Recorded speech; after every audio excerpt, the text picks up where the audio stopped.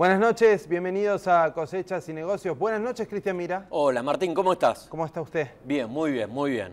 Bueno, felicitaciones primero, Muchas gracias. decirte por el campeonato, ¿no? Muchas gracias, de Boca. muchas gracias. Muchas gracias por... Ya lo felicitaré a usted en su momento, cuando toque. Esta noche vamos a hablar de Brasil. Brasil es el socio estratégico de la Argentina. Si Argentina tiene que vencer cualquier clase de desarrollo, lo tiene que hacer con su socio comercial más importante, su vecino. El desarrollo de Brasil es medio... Si Brasil se desarrolla, Argentina se desarrolla. Los destinos de los dos países están bastante ligados. Pero vamos a hablarlo de esto con un especialista. Está con nosotros Guido Nejankis. Guido es director de la agencia Brasil 24/7. Es una agencia de noticias, de contenidos, pero que también, si usted quiere saber mucho de Brasil y Brasil-Argentina, esté en el sector que esté, consulte esta agencia. Guido, buenas noches. Muy buenas noches, Guido, Martín. Muchas ¿cómo gracias. estás? Hola, Cristian. ¿Bien? ¿Cómo están? Muy bien, muchas gracias. Guido, hay todo digamos, una construcción de Brasil está en su peor momento y eso afecta mucho a la Argentina. Te voy a hacer la pregunta en dos partes. Una, ¿está en su peor momento? Y dos, ¿lo que le está pasando a la Argentina está relacionado con Brasil o son factores internos argentinos? Bueno, Brasil está en un momento muy difícil. Si me decís el peor momento, bueno, uno revisa la historia brasileña, incluso la historia de la redemocratización brasileña a partir del fin de la dictadura en 1985, y también ve momentos muy difíciles y muy traumáticos. Por ejemplo, primero la muerte de un presidente electo por el Congreso, Tancredo Neves, después la hiperinflación en el gobierno de Sarney. Brasil era considerado en el año 85, parece otro mundo, otra era, pero en ese momento, cuando el plan austral de Juan Vital Zurruel había tenido un primer momento de éxito, antes de su colapso, en el primer momento, el año 85, yo recuerdo que en ese año muchas, consultoras y análisis veían en América Latina a Argentina y a Venezuela con la democracia más consolidada, y Brasil siempre aparecía en esos análisis como un reformador tardío, ¿verdad?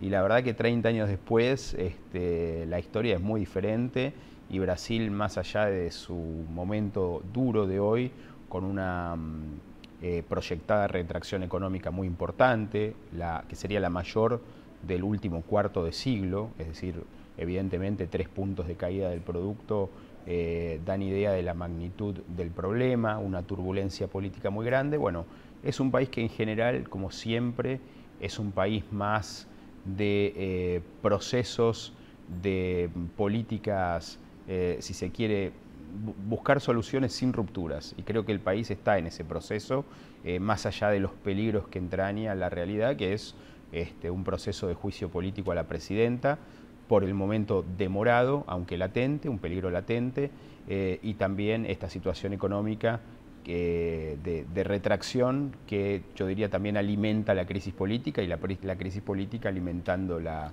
parálisis de la economía. Ahora, las empresas argentinas que solían venderle mucho a Brasil están vendiendo menos. Sí. ¿Esto es por culpa de Brasil o por culpa de los problemas argentinos?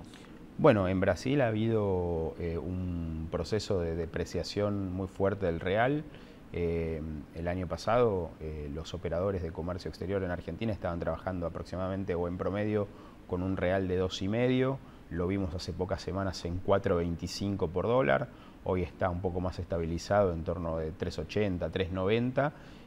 Pero eso evidentemente de alguna manera complicó una parte de la historia. La otra parte, y esto podés hablarlo con cualquier operador de comercio exterior e importadores en Brasil, hay una situación en Argentina de productos menos competitivos y también poca oferta de productos. Hoy Argentina no tiene mucha oferta exportable a Brasil, y sí ha habido en el último tiempo, yo diría, volviendo a tu primera consulta, en relación a los problemas internos de Argentina, bueno, una pérdida de competitividad del producto argentino que se refleja por dar un ejemplo, en la góndola o en las góndolas de los supermercados brasileños, donde es visible la pérdida de espacio de productos de la fruticultura, por ejemplo, o de las vinícolas. Esos son los dos que en este momento por ahí tengo más presente, y un avance de frutas de Chile, de los Estados Unidos, y de vinos en fin, una pérdida de espacio relativo del vino argentino en Brasil, que incluso está cuantificado. Y eso tiene que ver con una pérdida de competitividad. Pero también es cierto que en la medida que haya en Argentina un sinceramiento cambiario, que aparentemente después uno verá qué velocidad tiene, pero digamos, uno piensa que está próximo, y con el nivel de depreciación que tuvo la moneda brasileña, bueno, es factible pensar que el producto argentino, que en este caso se trata de un producto de excelencia y que tiene una imagen muy positiva en el mercado brasileño, pueda volver a ocupar ese espacio que perdió, sobre todo porque también es factible ver una retracción de vinos en Brasil de orígenes sobre todo europeos, ¿verdad? Portugués, italiano, francés, que en los últimos años, con la fortaleza del real, estaba de alguna manera muy presente en el mercado brasileño. Guido, ayúdanos a entender la crisis política, la situación política, porque digamos, es una sorpresa que Dilma, habiendo ganado las elecciones para un segundo mandato, ahora haya llegado a un punto que, bueno, hay gente que está pidiendo su renuncia, el riesgo de juicio político. Digamos, es difícil, me imagino que es difícil predecir, pero ¿qué impacto puede tener? Depende de cómo se resuelva, si se va del gobierno o no, en la situación económica. ¿Lo puede tener en Brasil? En principio hay que decir que la situación de las chances de un juicio político, si bien son importantes, se están, yo diría, acortando por una situación de tiempo, de plazos, porque el periodo legislativo llega hasta fin de diciembre. Luego viene el receso, luego viene el carnaval en Brasil, donde todo empieza después del carnaval, y el 2016 es un año que tiene, diría, dos eventos importantes. Uno son los Juegos Olímpicos y el otro son las elecciones municipales que Brasil va a celebrar en octubre. Eso, como siempre ocurre también, de alguna manera distrae o ralentiza la actividad legislativa. Y también hay que, digamos, para determinar las posibilidades de un juicio político o que un proceso de impeachment avance, hay que tener en cuenta que es muy complicada la situación del jefe de la Cámara de Diputados de Brasil, que es un miembro del PMDB, es el principal partido aliado del PT de Dilma, pero él se ha pasado a la oposición. Eduardo Cunha. Eduardo Cunha está acusado de recibir sobornos vinculados a los escándalos en Petrobras y de haber mentido respecto a la tenencia de 2 cuentas de él, de su familia, en Suiza.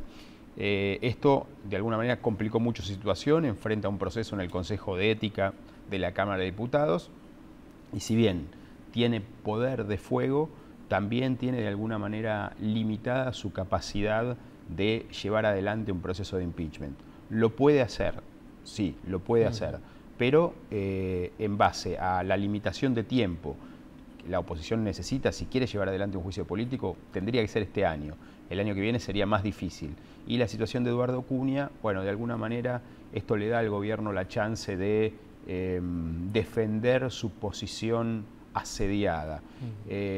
Ahora, Dilma por sí no quiere renunciar, digo, se quiere mantener en el gobierno. No, la presidenta ha incluso usado algunas comparaciones con sus antecesores.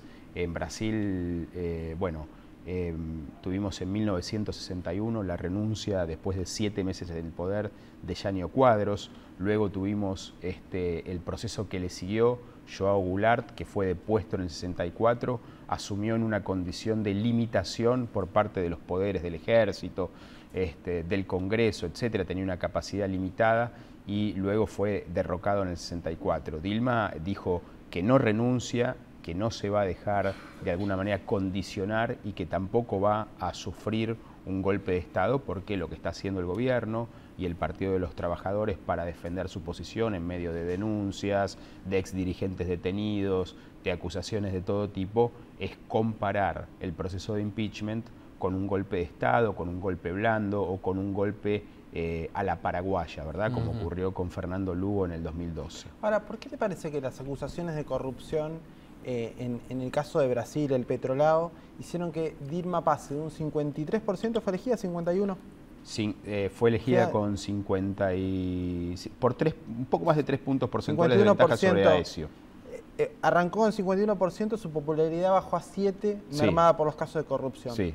En Argentina me parece el caso de corrupción que no le van mucho en saga a los de Brasil. Y sin embargo la popularidad de la presidenta no se alteró. ¿Por qué te parece que sea esa simetría? Porque creo que la caída brutal de la popularidad de la presidenta está emparentada no solo con los casos de las denuncias de corrupción y los casos de corrupción comprobados, sino que está muy relacionada con la situación económica.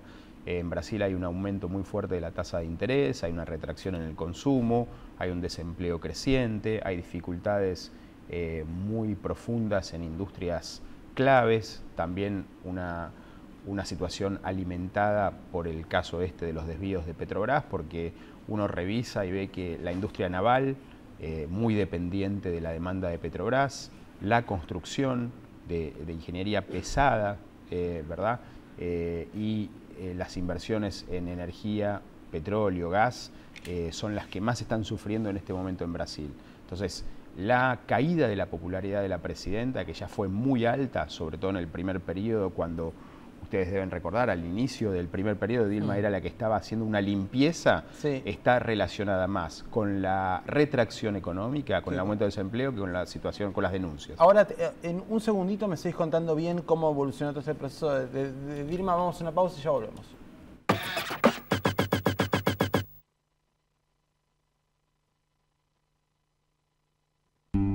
Con Agrofina, sembrás tranquilo. La línea de herbicidas más completa para tu campo. Agrofina, tecnologías para producir más y mejor. ¿Probaste el poder inoculante de BASF? Imagínate hasta dónde va a llegar tu soja. Volta HP Basacronis. El poder inoculante de BASF. BASF. We create chemistry. El ketchup, la mostaza y la salsa Golf Natura son ricos y sabrosos.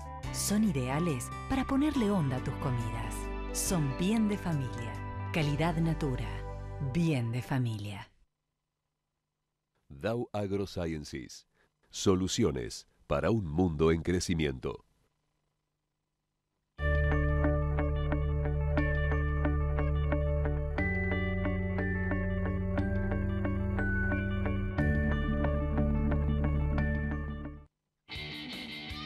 Asegurate contra granizo en La Segunda, donde lo primero sos vos.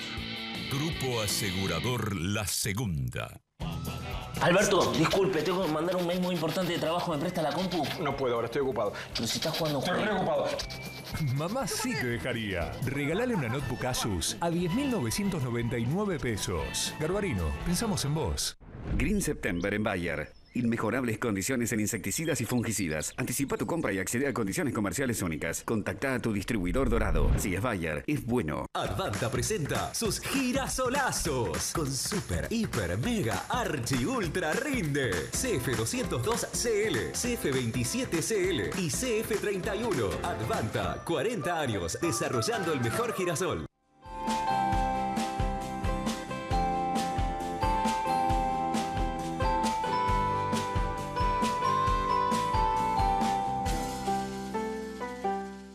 En Carrefour, la responsabilidad empieza por casa. Somos 20.000 hombres y mujeres que formamos parte de Carrefour y que nos comprometemos día a día con las comunidades donde estamos presentes y con el medio ambiente. En definitiva, nuestro compromiso es con vos.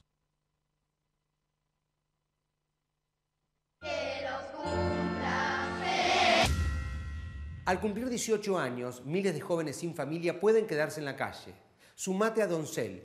y ayudarlos a tener un futuro, porque crecer no tiene que ser una amenaza. ¿Sabes por qué? ¡Más gente tiene Toyota! ¡Porque llegó el Toyota Plan de Ahorro! ¡Seguro! ¡Confiable! ¡El Toyota que querés! ¡Con la tranquilidad que buscás! Toyota Plan de Ahorro, un plan de ahorro seguro y confiable para que empieces a disfrutar la durabilidad y confiabilidad de un Toyota.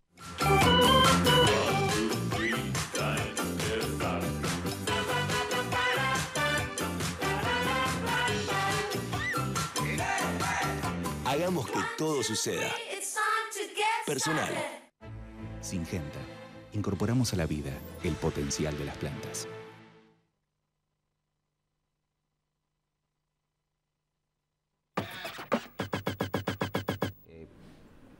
Seguimos en Cosechas y Negocios, ahora hablando con Guido Nehamskis, periodista argentino, sobre Brasil, uno de los periodistas que más argentinos que más conoce sobre Brasil.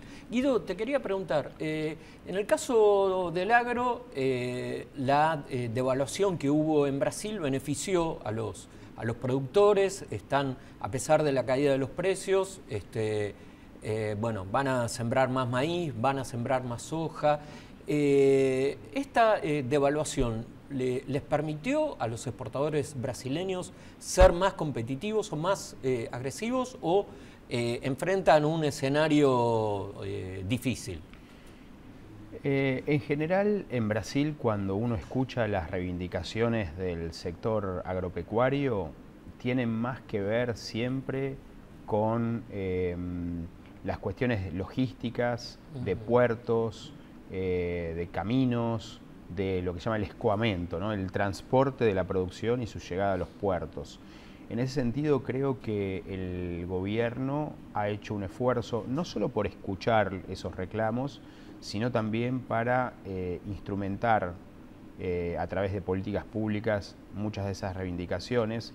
Y vos fíjate que no por casualidad, quien es ministra de Agricultura, Agropecuaria y Abastecimiento en Brasil es Cátia Abreu, claro, que hasta hace pocos meses era la presidenta de la Confederación Nacional de Agricultura, exacto, que es el mayor lobby agrícola de Brasil. Y Cátia Abreu es una dirigente, era senadora, es senadora en realidad, está con licencia, del estado de Tocantins, que es un fenómeno en materia de producción agrícola, y es un estado que está recibiendo inversiones impresionantes del sector frigorífico, del sector forestal, del sector del transporte, porque muchas de los anuncios que ha hecho la presidenta Dilma Rousseff en términos de programa de inversiones en logística, de programas de privatizaciones de puertos, Brasil ha hecho una reforma del sector portuario muy importante, tiene que ver con atender justamente las reivindicaciones del sector del agronegocio, ¿no? Como se dice en Brasil. De cara a los próximos años, Brasil va a seguir expandiéndose, va a ser más competitivo. Completamente, y lo ves, por ejemplo, en el hecho de que muchas de las grandes empresas, que no son muchas, agroexportadoras del mundo, están